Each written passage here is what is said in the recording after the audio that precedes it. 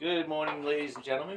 Just want to do a quick little overview of the most used tool in remodeling. It's the Milwaukee sawzall. Kind of a heavy duty. This is what I use.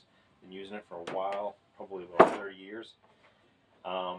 So the reason why I like the cord, as far as the sawzall is concerned, because it takes a lot of power to cut through all the material that you're going to be demoing.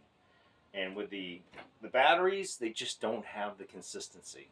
I mean, I just don't want to get caught halfway through a demo and have my battery shit the bed and I got to change it. So that's why I get used to the cords, because it's consistent power and I know the source. I don't have to worry about it. The only thing I have to worry about is the plugs coming undone, but I got a solution for that as well. So when I plug my sawzall in to the lead, I take my little bungee, small little bungee, and I'll put it on the cord. Right, so it's not a big knot. It stays taut. That's a tip.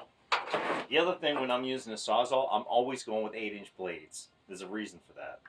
Whether it's cutting framing, little finer blade for pipes, or metal blade for cutting cast iron.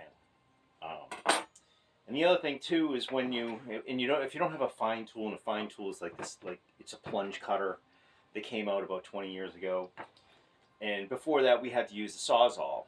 So in order to cut a piece of plywood in the middle without a relief cut, so the 8-inch blade is what I've actually learned over the years.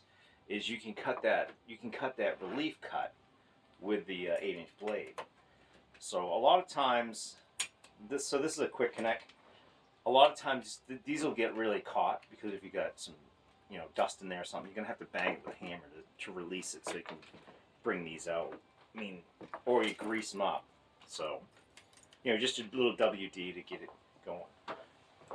But the reason why I like the 8-inch blade, because it gives you that angle.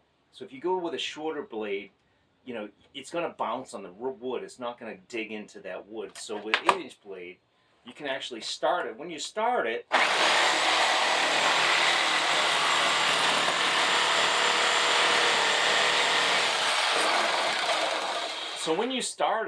you gently pull back. So as you pull back, that blade is going to go deeper. So you're going to put that pressure on that blade coming back.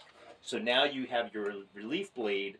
Your blade is going to go through the material, and then you're going to drag it back, and then that's when you can start cutting. So, in all my experiences, like the long blade, depends what you have, but just for general purposes, do yourself a favor, get the 8-inch blade, and hold this thing with some authority, because this will eat your ass up.